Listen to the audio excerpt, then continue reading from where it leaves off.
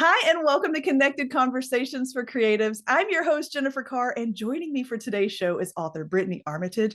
I came across her work on TikTok several months ago. I binged it for like a week straight.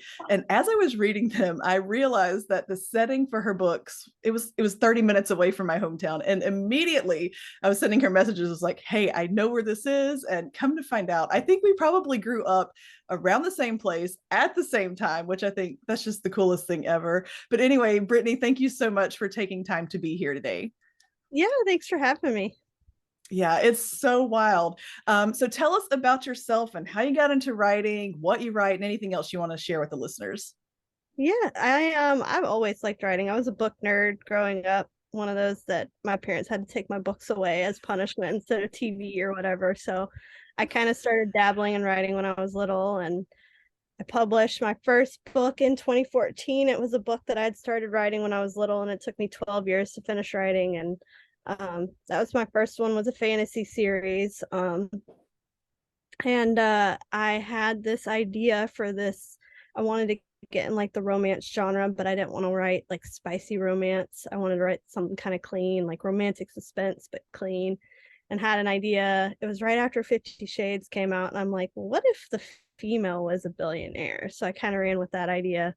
But yeah, that one book has morphed into this massive series that never seems to end. And I was like, okay, well, this one will be a trilogy. And that trilogy, I got done with that. And I'm like, no, I want to keep going. So that morphed into a series. And that one, I actually have a spin-off plan for that one now.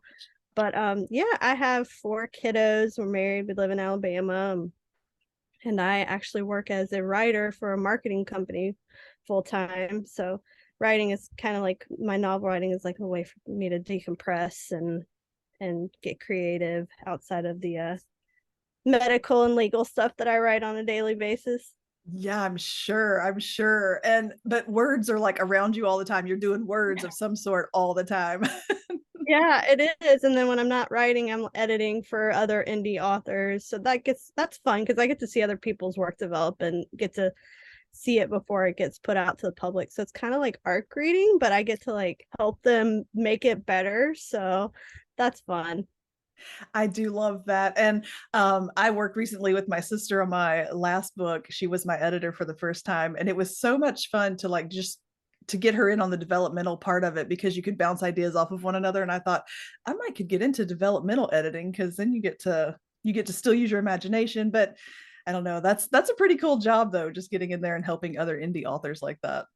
Yeah, it's fun. And I've found that it actually helps me with my writing process too, because I can help people work through their their holdups or their issues to make their books better. And then I found an accountability partner that I kind of bounce ideas off of. And the book that I'm currently on, I told her, I was like, I always start writing and I'll get like 30,000 words in and I hate it and I scrap it at least twice before I get the flow.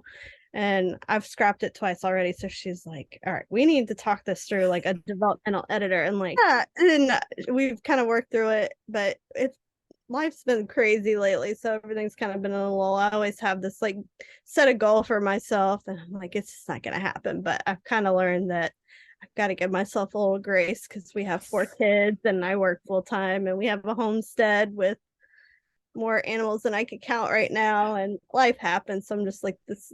I want to get my books out because I have readers that are asking for it, but it's like, all right, you guys got to give me just a little bit of grace right now. I want to put out, I don't want to rush to put something out for the Yes. sake of putting something out. So that's what I'm telling them, like, I am trying to develop the best story possible because I have this fear of putting something out and hating it and wanting to like unpublish it and redo it. So I'm Yes. like, just give me some time because usually when about the third try, it usually comes out. I'm like, okay, this is how the story was supposed to be told. So Nice. So you are self-published, right? Like that's is that how you always plan to be? Do you plan to go traditional?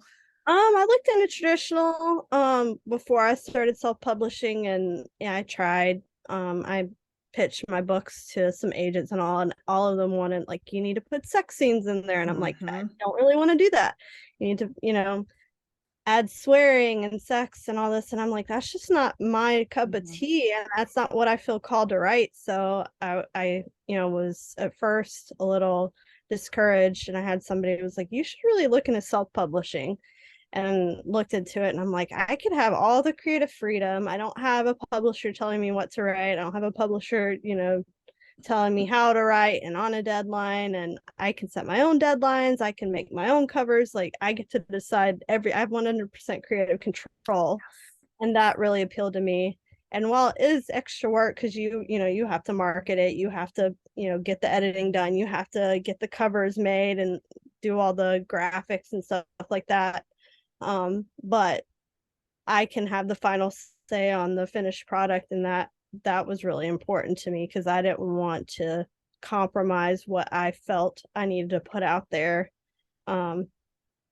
And that was what publishers were looking for at the time. And there's nothing wrong with that if that's what you want to read, but that's just not what I wanted to write and not what I want to read right now. So it was nice to be able to just say, I can write what I want to write, and find readers that want to read the same kind of stuff versus being dictated to. So that was the big part of why I went self-publishing. Yeah, and you and I both write in very specific genre because and it attracts a very specific audience, and that's Christian fiction. And honestly, like, I've even seen some pretty disturbing thoughts on the traditional publishers, or from the traditional publishers of Christian fiction, wanting to reduce the amount of religious influence, right, that their books are carrying. And I know that they're trying to expand their sales, right? Like, that's our goal. We want to expand our sales, right? But at what cost are they going to pursue that?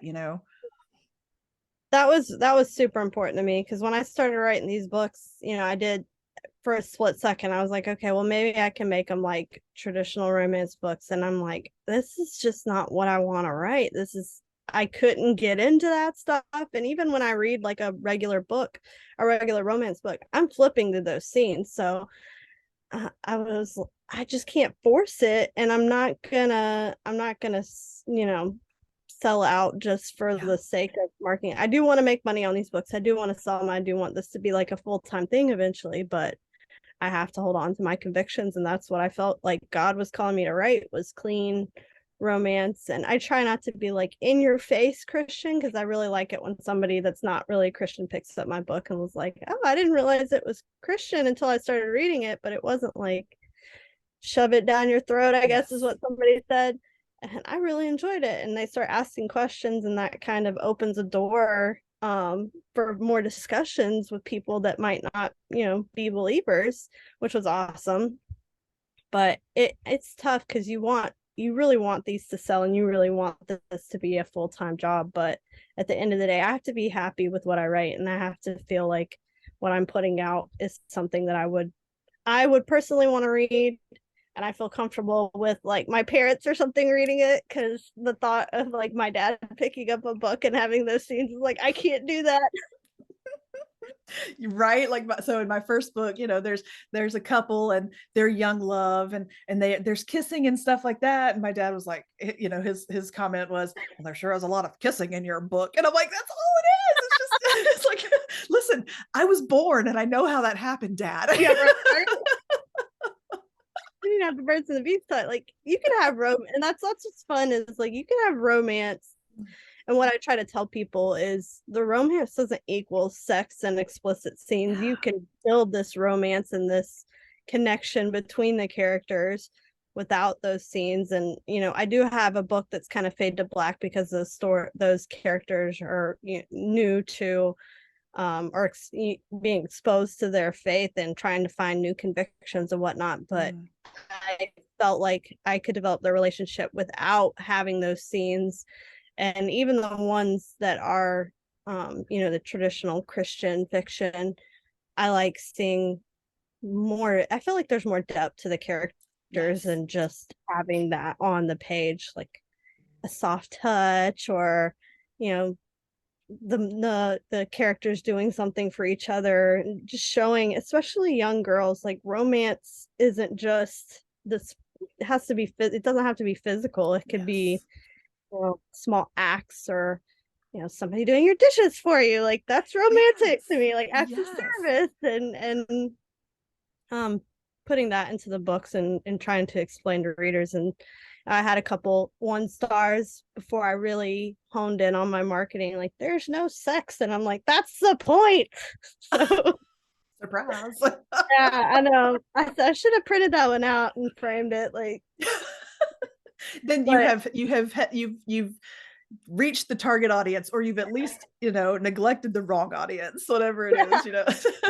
yeah, I think one of my books, it was the fifth, or I think it was the fifth. I've lost count now. In the series, and it's some of the characters, it takes you back in time to their military days, and it's in 3 different Christian categories, and it's marketed as a Christian romantic suspense or Christian military romance. But one of the reviews said that the lack of profanity and the lack of sex made it not realistic, and everybody has sex and everybody swears, and I'm like, you're in the wrong genre. Like, sorry to disappoint, but somebody, I took that as this is a good marketing play, because maybe somebody reads these reviews and sees that, and that's what they're looking for. So you kind of have to take it in stride. But had that happened when I first started publishing, I probably would have taken it to heart a little bit more. But now I'm just like, it's a badge of honor now.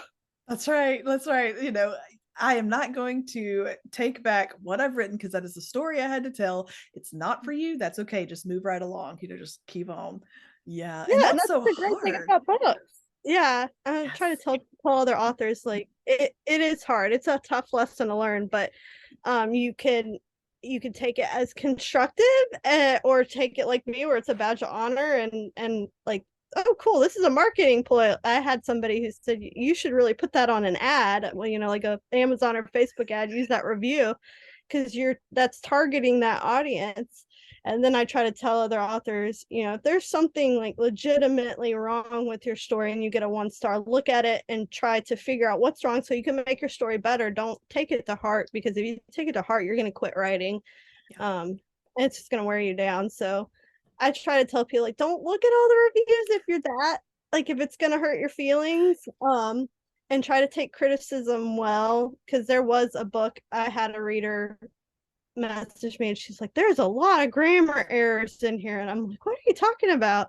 So, well, can you show me some examples? Well, it turns out I had published the unedited manuscript by accident, and I sent her a message. I was like, oh my gosh, thank you so much. It had been published for a year and nobody had said anything to me, and she messaged me all these issues. I'm like, I'm not finding this in this script that I'm looking at, and I started researching. Oh my goodness, I published the wrong manuscript. But I sent her a message, and I ended up sending her a book for free, because I was like, thank you. You saved me so much. I wish somebody would have messaged me sooner. And like, those kind of reviews are good, or like interactions are good. You got to take constructive criticism. And you're gonna have people that they just don't like your book, and that's okay. And you just got to ignore it, or just accept that it's not their cup of tea. And you are going to have the nasty reviewers that are going to try to brash you and bring you down. And I've told people, you can't let that get to you. You just got to kind of let it roll with it. Some people just, they strive on negativity, and it's not about you, it's just about them. So don't let it get to you. It's tough, and it's a tough lesson to learn as a baby author, especially. But the longer you do it, the longer you're going to realize there's going to be bad reviews, and there's going to be constructive bad reviews, and there's going to be the reviews that, this was a cliffhanger and I hated it. And I'm like, that's just how I write. Like, sorry, I disappointed you. Pick up the next book. I think there was one review. It's like, I had the first book in my series for free, and she's like, I got this one for free, and it ended in a cliffhanger, and I know she wants me to buy the next book. I'll never spend a penny on it. And I'm like, okay, well, I guess that's just like, you'll never know. Yeah, guess you're gonna be hanging. Sorry. People like, you're just using it as a marketing tactic. I was like, sometimes people do, but that's just how that story ended. Like, the way that story developed, it had to end like this to segue into like the next bigger problem for the second book. I don't enjoy cliffhangers all the time myself, but that's just how some books are written and how they develop, and I tried to tie it up as neatly as I could. but I try to tell people somebody's going to find something negative to Always. complain about. So you can let it roll off your shoulder. Or I've had people, message me, I hated that you had a cliffhanger and I don't really want to buy the book. And I'm like, it's on Kindle Unlimited. You got KU, go get it for free. But oh my this goodness. is part of it. It is. And what's really funny is that, having been such an avid reader my whole life, and not knowing the behind the scenes of what it is to be an author, to have to do the marketing, to have to, to cater to some readers. And I mean, you do have to acknowledge some of the reviews and some of them are beneficial, right? You do realize like your worst nightmare has happened and you've uploaded the wrong document. Like that is a legit fear that I have had. Like I will go check it the day before publishing and be like, please God, let this be the right one. Like that is legit fear. And now that I know that it has happened to somebody, I'm like, I'm next. Like that's what's gonna happen. But that's seeing it from this side of things. People on the other side, readers won't understand. They won't see the behind the scenes. They won't look behind the curtains because they like the illusion of my author here that I love and I'm reading all of her stuff. Clearly they are writing this specifically for me every time. Right? That's what you that's what you kind of feel like as the reader. And so they don't see that I am doing my best here. You don't understand. Like I've had a couple people that are like they're disappointed because the fantasy series I've kind of put on the back burner because I just don't feel inspired to write it. And it was my baby for the longest time. So I hate to just kind of leave it. And I try to explain to them, I can't just force a story. I'm not like some writers that can like bang out a novel in a month. Mm-hmm. I have to feel the story and I have to see where the characters are going. And it does take me longer to write. I'm lucky if I get 2 books out a year, but that's just how I write. And I feel like the quality of writing is better instead of forcing it. And you have some writers that are really good about, they've got these amazing stories lined up and they can bang them out real fast. Like that's amazing. But I tell people, I'm really sorry I disappoint you, but I can't. I'm not feeling inspired to write this story right now, and I don't want to put out a bad story just for the sake of completing the series. Like I have plans to finish it, and I'm toying around with some ideas. And when I do feel inspired, I'll write to see where it goes, but it's just not progressing. Whereas this romantic suspense series, I've got, I'm writing the 7th book, and I've already laid out the 8th book. But with me, it's like I can plot a novel all day long. Every book I've plotted and the plot goes right out the window once I start writing. So I just tell people I have like a vague idea and I'll very vaguely lay out the story, but it's going to change. Yeah. And I've tried doing hardcore plotting and it drove me absolutely insane because the characters they thrash that plot. And people think I'm crazy when I tell them my characters they just go off in different directions. Yep. 2 of the characters that I just finished 2 books for, they were never supposed to have their own stories, and the female in the story was never originally a character. She just kind of popped up in the middle of book 2, and I'm like, okay, well, you're here now. I guess we're running with it. And her story just kind of kept brewing for the longest time, and I was like, they have to have a full novel. And then I sat down to write their novel with the intention of kind of writing the backstory into it. And I'm like, this backstory is too big. Like it needs its own novel. And that ended up being the biggest one out of the series. And people love it. And I told them, had I plotted and stuck with the plot, this character would not have existed. And, originally this was only supposed to be a one and done book and then a trilogy. So they really shouldn't have gotten a story, let alone 2. Like please just be patient with me. And I've had readers that are like, when are you going to write about this character and this character? I really want another story. And I tell them I don't have a set order. I kind of just write the next book in the series and see who would flow naturally with the flow of the book. So I tell them I can't make any promises. I think they'll be next, but I said that 4 years ago, and 2 other sets of characters to control.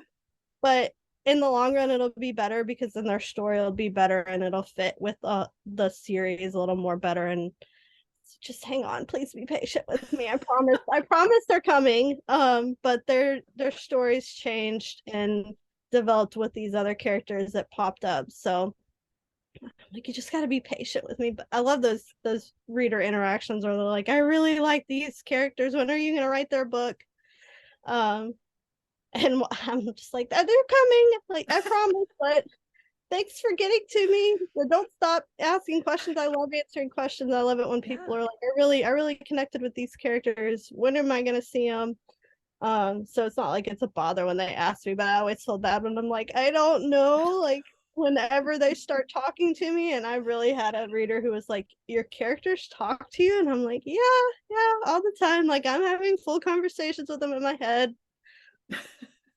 Oh yeah, they don't understand that. I mean, your characters become real people after a certain point. They are real people, especially Yeah. for us. And so, because yeah, I mean, you know, when you've read a really good book and you've connected with somebody, well, these people are coming from inside of me, and therefore they are a part of me. And so they are. And sometimes they do. They go off on their own little tangents, and you're like, wait, that's not exactly where that story was supposed to go, but there it went. No, I'm like that. I the Harper and Kyle, their story. Harper popped up in the middle of book 2, and I literally told my husband, I'm writing this chapter. I'm like, where the heck did this character come from? And he's like, don't you have control of that? I'm like, nope. Like she just showed up and she's there now, and I can't imagine the series without her. And I wrote 2 really good stories that I really connected with her, and I was kind of sad to stop writing. Like their stories are done. They're still going to be in the series and you're still going to see them, and I'll probably write some novellas in the middle of it. But yeah, I'm like, there's no control. I'll start writing something and I'm like, where is this story going? Because we got right off that plot and took a detour, and I don't know that we're coming back to that original plot. That's But hilarious. Yeah, and that's so funny. And her story morphed into, she's, the book that I'm writing now is her twin brother and somebody else, one of the other characters. So like I had after I realized that it wasn't going to be a trilogy, I'm like, okay, well, I'll write the 5 main guys and their love interests.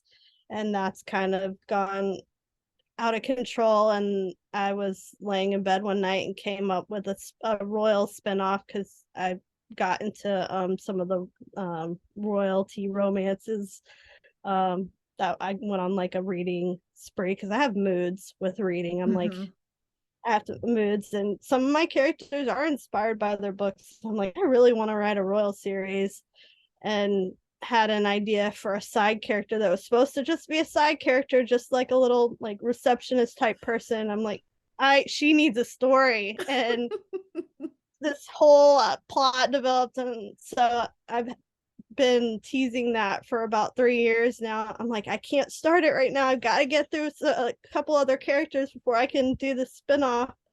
But people, they really don't realize these stories and these characters have lives of their own, and they do not follow the rules. They're like children. You try to get them back in, but the more I try to get them back under control, the worse I feel my writing gets, and the more I struggle to write. I just like end up closing my computer, and my husband's like, "What's wrong?" I'm like, "That characters are not cooperating tonight.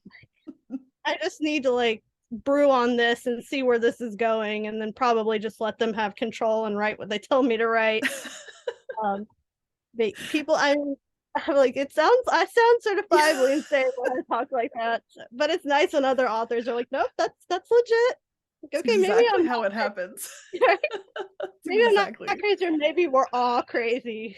That's probably more like it. I mean, we literally sit down and we play in our imaginations for hours at a time and expect people to pay us for it. So, right? I mean, I was like, I had a time period where I just couldn't write, and someone was like, "Well, I can't write." I was like, "I've got too much going on in my own life, too much drama going on in my own life. I can't deal with my characters' dramas right now. Like, I'll get into them when I need a break from my own drama, but right now there's too much drama to deal with their drama too."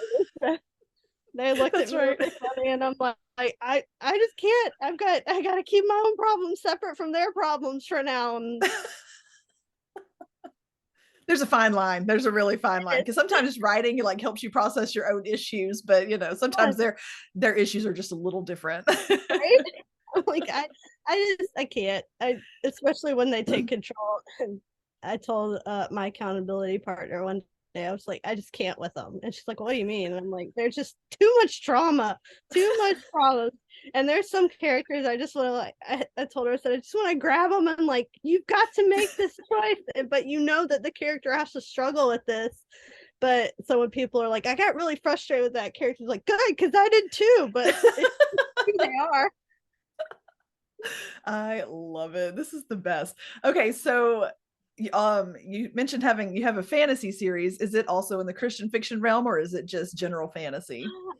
There's some Christian and like biblical parallels into it. I originally just published it as a fantasy, and I think it got put into the Christian fantasy. So there are some parallels. I tell people, I mean, it's magic, so some people have an issue with that, and that's fine. But yeah, I just kind of market it as like a young adult, or new adults. That fine line with new adult and young adult is getting more and more now. So I'm just like, I'm just gonna put it out there, and wherever Amazon lets it land, do with it what you will. Like, I tried like die hard marketing as YA, and then they're like, no, it's new adult. Oh, never mind, it's YA again. I'm like, you just do with it what you want. So yeah, it's fantasy, and there are some parallels, but it's not like completely evident.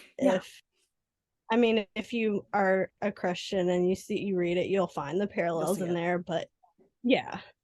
Well, and I only asked because I was gonna ask if there was if there's been like struggles, and you've mentioned a couple of them, like trying to market to the specifically Christian audience. Like, what have been some of the struggles that you have found in that?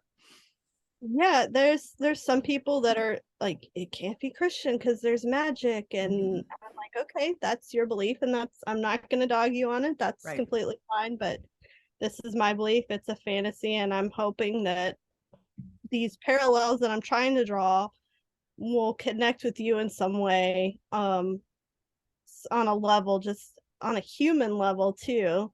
So Mark, that's my intent behind it, is these are stories, and Chronicles of Narnia, there was magic in that, and the author was very upfront, like, this has got Christian principles in it, and people from all walks of life enjoy that. So I kind of wrote it with the hope that it would kind of be sort of like that, and that people of all walks of life would pick it up, but that people who are Christians would find some kind of inspiration and could see the parallels in there. But it's difficult marketing, especially right now when certain genres are so popular. It's like book talk. It's all spicy romance, and it's like, okay, that's not my cup of tea. I've found some really awesome writers that write that, but I have to flip through it, and it's gotten more and more to where I'm trying to get away from that and find more clean romance, so that I'm not necessarily exposing myself to that, but I just want to read a book where I don't have to flip through pages. But it's so hard to find that right now. And I love supporting all the authors. There's some awesome indie authors, and I'll support them all day long, but it's like I gotta find my niche and my market, and finding those books.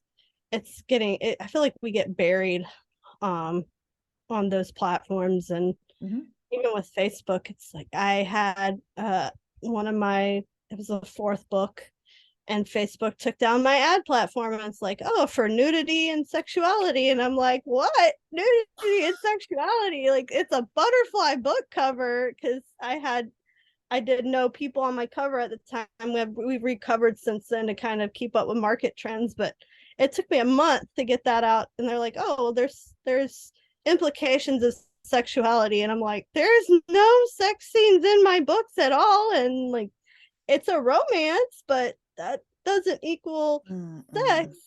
So it's like, these are just hurdles we have to come over, to get over, and especially marketing in a world where that's what sells right now. And it's difficult because you gotta compete in a way. And I hate saying compete, because I'm like, there's so many books and so many readers. I am not your competition. Like, you can read my book and enjoy somebody else's book. That's the beauty of book books is you've got all kinds of genres. I mean, if you look at my bookshelf in my Kindle library, I have everything from historical romance to science fiction and dystopian. Mm-hmm, mm-hmm. um you can read what you want. So yeah, I hate saying that they're competition, but I mean we're trying to get in front of our audience, and I feel like it's a you're swimming against the current, so to speak, because we want to land with the right people. And it's so hard right now, and that's what's so popular. It is hard. And, on the one hand, we know when we signed up for it that we were going to go against the tide. I mean, that's part of the entire Christian religion, is that, we are going to look different from the world. And so, Exactly. when we're marketing Christian fiction of any sort, regardless of the other part of the genre, like it's going to be a tough ride. And that, I think that's why the traditional publishers, Tyndall House and Zondervan, like they're kind of, they're inching toward a more secular worldview. They still want it clean, but they don't want it religious. And so I think that we do find ourselves up against the tide. And I think what's going to happen is we're going to have to create a network. We're going to have to, and that's hard, like where do you It is find them? Because you are suppressed in the algorithms that are out there. hard, and it's crazy because I've spent so much time looking at Facebook ads and Amazon ads, and I've spent money on that. And some things will do good, and other things won't. And you have that random TikTok that goes viral that you spent like 2 seconds making, and but it's fun when you like. There was one TikTok I made. I can't even remember what it was. I took a theme that was going around like a trend and made it like a Christian author trend, and it took off and went viral. And all the people there are like, yes, I finally landed on the right side of TikTok and I found more authors. And so it's like, okay, this is not just me having trouble finding other authors and finding readers. Like this is people are looking for this. Yeah. You gotta work with the algorithm, and when that algorithm changes on a weekly and monthly basis, it's like, okay, you get one thing down and then it changes again and you got to learn it all over again. But I mean, social media, especially TikTok, has been. I resisted doing TikTok for the longest time, and when I finally got on, I had more success with that than I did Facebook. I hit 800 followers on Facebook the other day, and I was like, I've had Facebook for 10 years for my books, and just at 800, but I have over 6,500 followers on TikTok, and I've only had it for 2 years. So I'm like, this is what's marketing right now, and it's an awesome tool. I mean, that's how I found you, and I Yeah. found other authors. So it's fun because I don't not only get to find readers from my stuff, but I can find other authors and not only support them, but get more books that I'm looking for, Yes. that I can read and I can consume. And I found books to share with my kids because my kids are just now getting into reading. So it's cool, but I'm trying to tell people you got to network and you got to put yourself out there, and it's very daunting at first because it was like, I do not want to be making these crazy TikToks. And, my husband sees me making TikToks and I'm like, just go with it, man. Yeah, Like, that's right. taking 5 minutes of my time and I'm selling books. So, That's right. uh, It's my retirement plan, baby. no, I'm not paying Facebook for ads anymore. I'm just Right. doing TikToks. But I mean, it's true. I've had more success with TikTok videos than I have with Facebook or Amazon ads. That does make me happy because I'm like, yes, free marketing. I don't have to Yes. spend money on this and, pray that it works. But it is a delicate balancing act because, sometimes Facebook ads do better than TikToks. I mean, that you don't get that. So it's like you have to be a jack of all trades when it comes to marketing, and you have to do Amazon ads and Facebook ads, and now it's Instagram ads. But I haven't really gotten into that one because I'm like, I feel like that was just a money suck. Yeah. Right now, at least it might change later, and but learning all the ins and outs, and for a while it was like, oh, just reuse your TikTok videos on Instagram Reels, and we did that, and then Instagram caught on and they're like, oh no, we're suppressing anything that has any sort of TikTok watermark on it, so you have to get real creative now and download your video and remove the watermark if you want to reuse it. But it is intimidating and it's a lot, so it's the biggest thing I tell new authors, build a network. Yes. Because I mean, I have people that message me, I finished your series and I need a read, who can you suggest while I'm waiting? It's like, oh, I've got a whole list now. Like I have a list on my phone now of clean or Christian TikToker or authors on TikTok that I share, and they share my stuff, I share their stuff, and I might not have read their stuff yet, but like I've got a huge TBR that's just waiting for me. So it's good because you can connect with other authors and grow your own craft and grow your reader base, and while also helping them, because I love doing videos where I'm like, oh, you're looking for another read, you finished my stuff and you need somebody else, here's a whole list of Yes. Christian or clean romance. If that's your jam, I've gotcha. You need to create like a panel of some sort where we can all present a united front kind of thing, because there's a lot of groups out there that they all get together, and I get all their newsletters and I'm like, oh, they have definitely teamed up to write these newsletters together, or they've done videos together, and I'm like, that's what needs to happen, like because Yeah, there, I I don't know, would love something. to do something like that. Yes, I'm so down. we I'm need down to to figure something listen. out.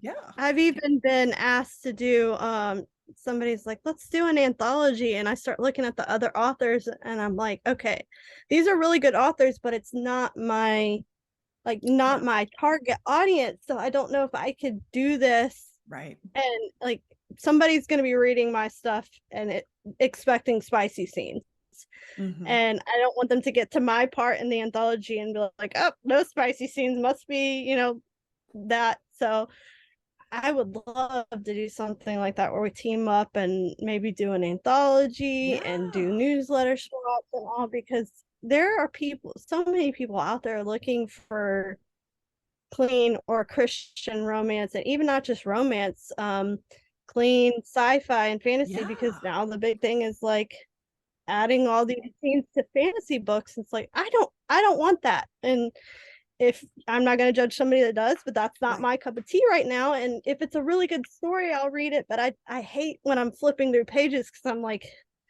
how many pages do I have to flip through? What, how much of the And what am I story am going I to missing miss? out on to get Yes, through? exactly. Right. And so Mm-hmm. it would be fun to do some kind of collaboration with other Christian and clean TikTokers and people on Facebook, authors on Facebook. And that has been like kind of a goal of mine, is to do some kind of clean romance or clean fantasy, or both, anthology, to kind of help market, because those things can really help somebody's career, and you get to find new authors that you might not read because you're an author you love is in this anthology, so I'm going to buy it, and you get to expose yourself to other authors and their stories, so you kind of find somebody else too. And I keep telling people, like, we don't need to view each other as competition. That's the Yes. biggest thing, is I can help. I'm more than happy to help my spicy romance authors that I'm friends with that's their babies, and they share my stuff, because you never know who you're going to find with readers. But I've been focusing more and more on like the clean and Christian categories, Mm-hmm. and trying to connect more. And I am seeing that there is like a lack of some kind of network, Mm-hmm. just because I feel like we all feel like we're kind of hidden away, I think, um, or alone sometimes, because it can be isolating when you're in a world full of, book talk, right? Especially book talk right now, the Mm-hmm. spicy romance and the spicy fantasy.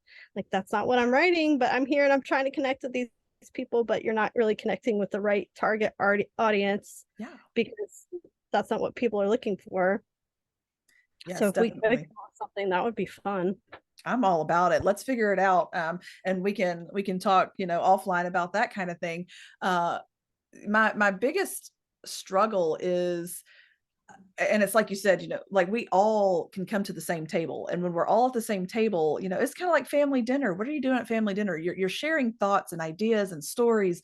Why do we see each other as competition? Like, let's all sit at the same table and let's have these conversations so that one, I mean, you have resources that I don't have. I have resources you don't have. Why can't we sit down and share instead of automatically thinking, oh my gosh, she's going to sell more books than me? Well, you know what? Darn tootin', good for her. Maybe that Yeah, means my right. writing, we can plug into the same resources and come up with two totally different results, but that doesn't mean we can't cheer each other on. Like, why are we so afraid of one That's what I another tell and their people. success?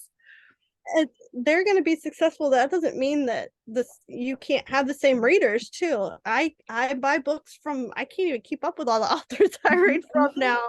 I'm just looking for a good story, and if that's 10 different authors, I'm going to buy 10 different books. That's the beauty of books, is it's not a one and done thing. It's not like a Coca-Cola versus Pepsi type deal. You can buy all these books or get plugged into ARC teams and get involved with these authors. Yeah. And I have seen authors more and more lately collaborate a little bit more on like swap services. Like I was swapping some, I've got formatting software that can make your books pretty and whatnot, and I was swapping that for some basic beta reading, just to kind of have somebody read through and look for storyline and what I can improve on before I get to the final editing stage to get it published. So like swapping stories has been kind of cool, because you get to help them develop their stories and get help developing yours, and you're not forking out a whole bunch of money, because self-publishing is expensive. Yes. And I don't think people realize that you got editing, you got book covers, you've got formatting, and the formatting has to be perfect, or Amazon, and they'll reject it. And so if we could find ways to help each other out, it's awesome, because it's like we don't have to step on each other to get to the top. Yes. We can learn from each other and collaborate and help each other out. And it helps you out. Like, helping other authors helps you out, and you never know who they might mention you to, and somebody might pick up your book because they mentioned, hey, so and so helped me edit this novel and help me develop it. And networking is such a huge part of your marketing, and you learn so much. I tell people, so I learned more through getting involved with Facebook groups and online writing groups than I did in college, and I paid for college. Right. And now I'm just like, you don't have to spend your money to learn. You can get involved and network with these other authors and readers. Like, get involved with other reader groups and figure out what readers are looking for in your genre, and what gets them to press buy, and make that work for your stuff. But it's a huge learning curve. And but I always tell my baby authors, you don't have a lot of money, that's fine. You don't have to. It does get expensive, and you do want to put the best product out there possible, but you can be smart with it, and there are ways to get what you need without spending a whole lot of money. If that's not something you have resources, you can find free and affordable resources now. And that's what's so cool about the internet and marketing and networking. And so I always tell you, network. It's the biggest tool that you can have as a writer right now. You've got the world at your fingertips, and you're learning from authors that are close and far away, and make your writing better, because you can tell with a writer, like their first book and their last book. Even my books, I'll go back and read, and I'm like, why did I write it this way? And you have to resist the urge to pull it and rewrite it. So it's neat to connect with other writers, and I've never viewed them as like competition or anything, but some people do, and I don't really understand that thought process. Like, we're not enemies, we can help each other out. Especially when I know what your struggle is, because I'm dealing with the same struggles, like I'm sitting here spinning my wheels going, how do I find these people to connect with? How do I create this network, without like just flat out. And you know what I do? I send out some cold call emails and messages. I'm just like, hey, you want to be my friend? Right? Because you got to do what you got to do. I'm like, I don't know how else to go out there, because clearly people aren't being drawn to me. And so I'm just going to have to go find them myself. Right. Sometimes you have to take a leap of faith. And like, my writing accountability partner, I found her in a romance group, and they were like, I just need somebody to talk through certain plot points and troubles and to keep me on task. We sprint together and I get so much written when I sprint with her. And the more we got to know each other, we're like, we're both Christian writers. We didn't know that when we first, connected. We just wanted somebody to keep us accountable. And it's blossomed into this. We've been accountability partners for like 3 or 4 years now. And I can go to her and I'm like, I am not feeling this storyline. And she'll be like, okay, well, why? And I'll talk through it and she'll give me ideas. I'm like, okay, I need to brew on this one for a minute. And there's somewhere I'm like, yes, this is what I need. But it's so much easier than sitting here struggling by yourself, trying to work out these issues, because you can talk with like your spouse or your friend, and they might have some really good input, right. But it's different when you have another writer who sees the intricacies of a storyline and trying to explain. You don't have to explain, oh, I can't do this because this is what my angle. I can tell my writing accountability partner should be like, okay, well, how do you want the story to end? Okay, and what's the big problem and what's holding you up? And right now it's like the fine details. I have the start, I have the problem, and I have how I want it to end, but it's writing all these fine details and not putting too much into it. And she made me realize, like, you're way overthinking this.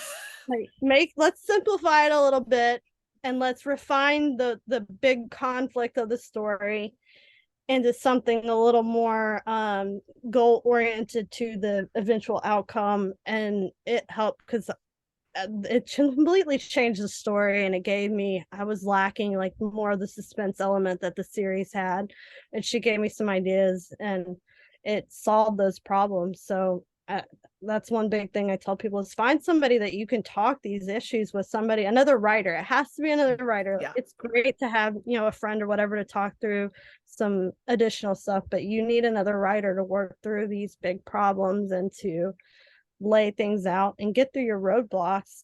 And even somebody just to be like, have you written today? And, if you don't have a good reason, I'm going to kick you in the butt. You need to be writing today. And sprinting, like sitting down, okay, we're going to write for 20 minutes.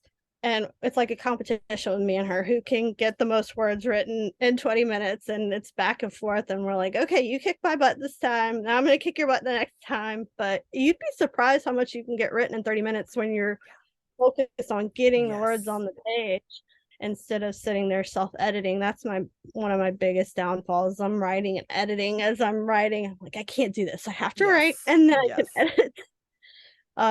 So yeah, it's amazing what you can do when you network and you find good writers to connect with. Yeah, you have to find your people. And I think one of the easiest ways to do that is just to be yourself, like when you're interacting. Because I know a lot of times you want to put on a front, or it took me a while to get comfortable with saying that I'm a Christian fiction author. Now, like my third book and beyond so far, they're clean fiction and that kind of thing. They're not specifically Christian fiction. There's not even allegory or parallels, if you will. Like it's just a sweet, clean romance story kind of thing that's coming out. And then one of them's an urban fantasy. And so, those are just different. But to say, because there is a stigma that comes with Christian fiction, because I'm not going to lie, like Amish fiction always pops into my head when I think Christian fiction, right? That's what my mom read when I was growing up. And so that was always, I was like, oh, it's so cheesy, I don't want to be. And so I wouldn't say that I wrote Christian fiction. But here's the thing, like, if I want my audience to find me, like I have to be very specific about what I'm writing, because the people that are looking for it, they need to know that's what you're writing. And so for starters, just being yourself and being authentic and being, embrace the story that you've been given, I think is also a huge part of it, because we're all given a story. If we put it on paper or not, we've all got a story to tell, and telling it authentically and honestly and truthfully, I think is probably key to finding the people that you can connect with like that.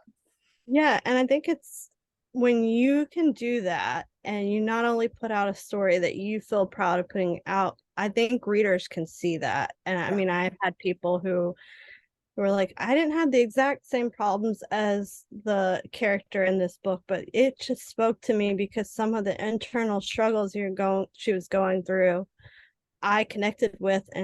And that's when writing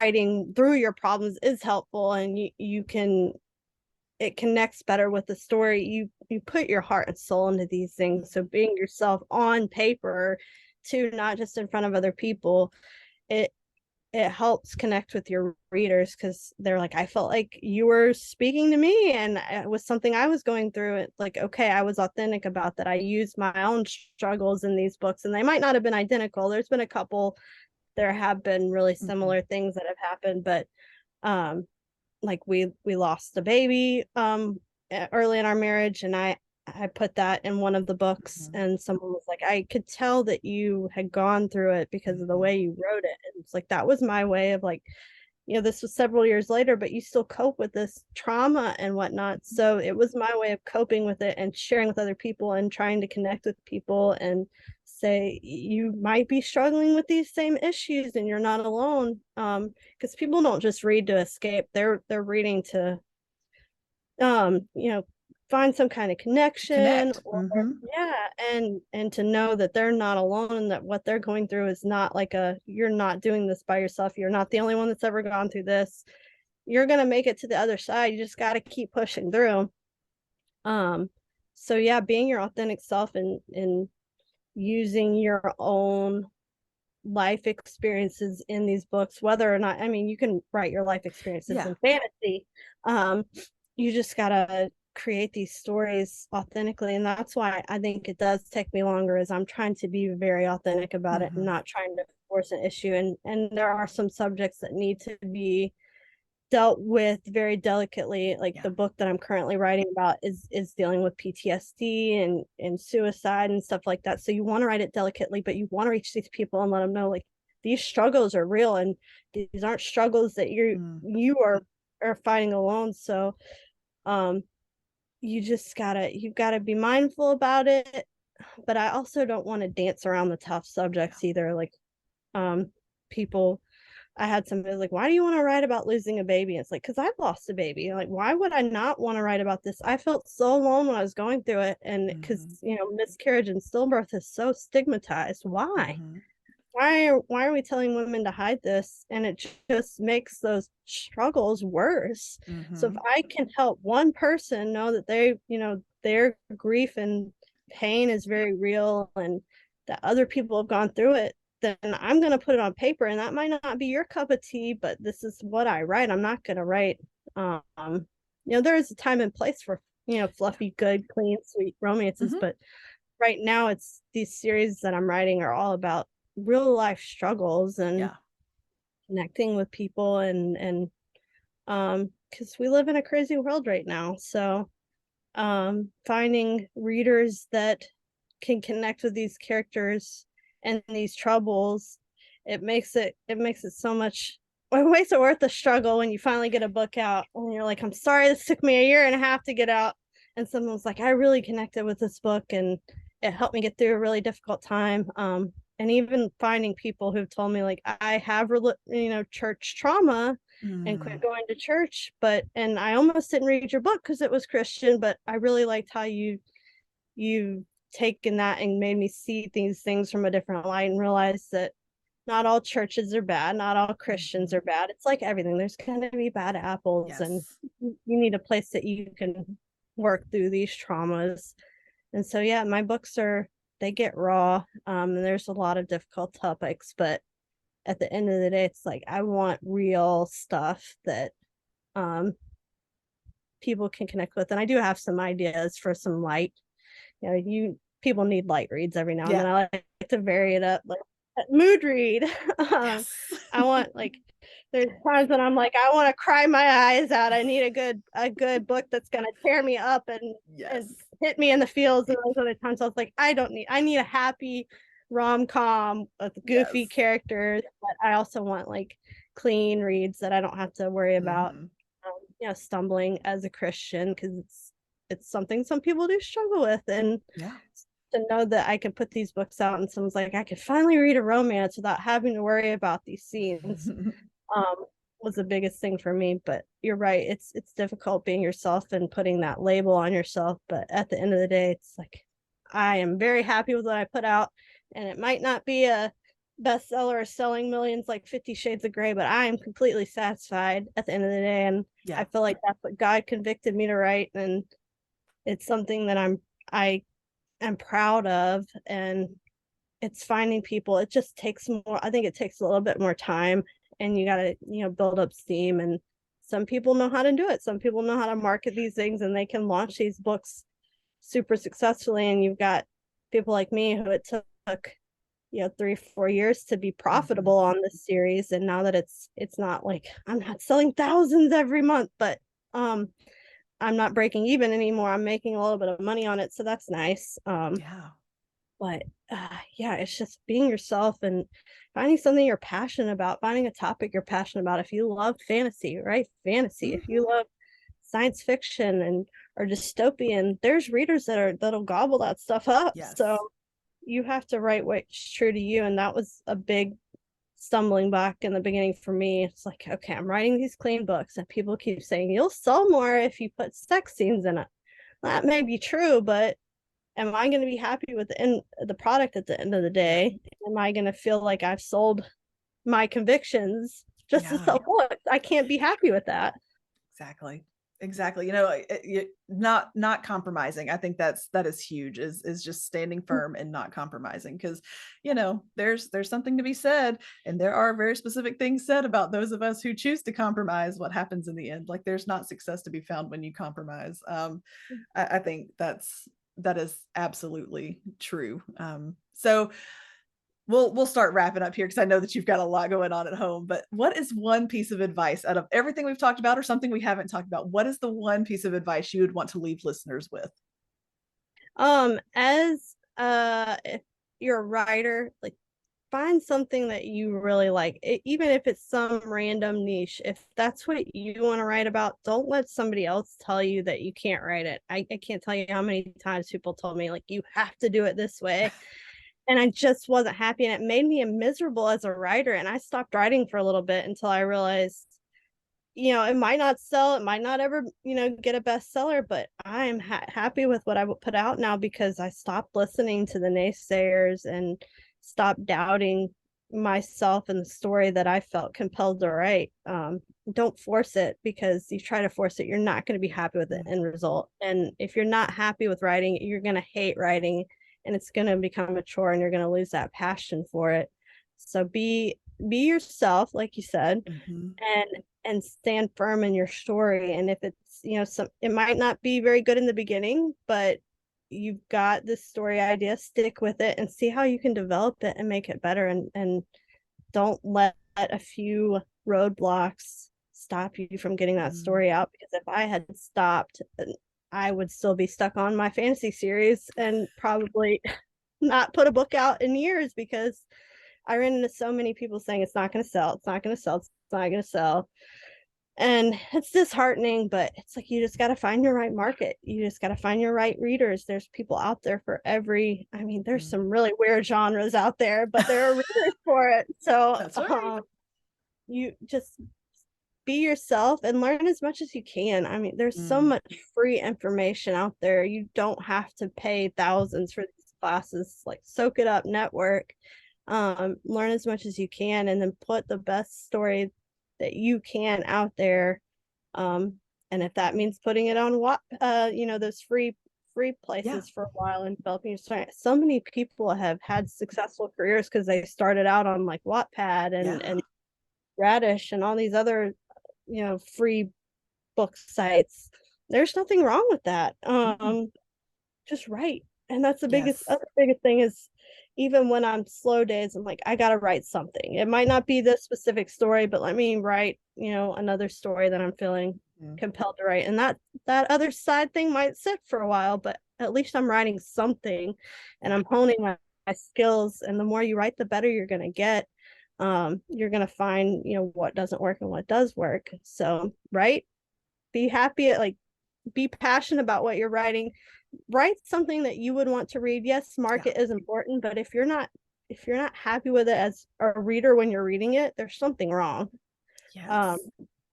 And find your people, because they're out there. Writers, readers, you're gonna find people, and it's gonna feel so good when you land in that right right niche and you find readers who are excited about your work.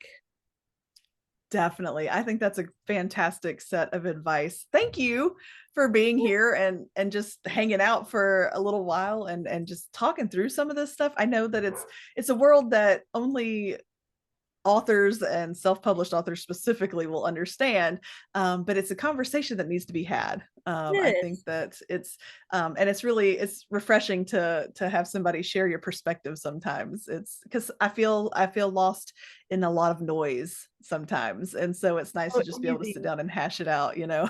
It's so easy to get lost in the noise and the discouragement, but it's fun when you find other people that share your same passions or um that are going through the same thing as you. It's like, okay, I'm not completely crazy, or like we said earlier, like I might be crazy, but there's other people that are just as crazy as I am. So we have I found my people. Definitely, definitely. And to all the listeners, be sure to check out the show notes because there will be links to where you can find all of Brittany's books.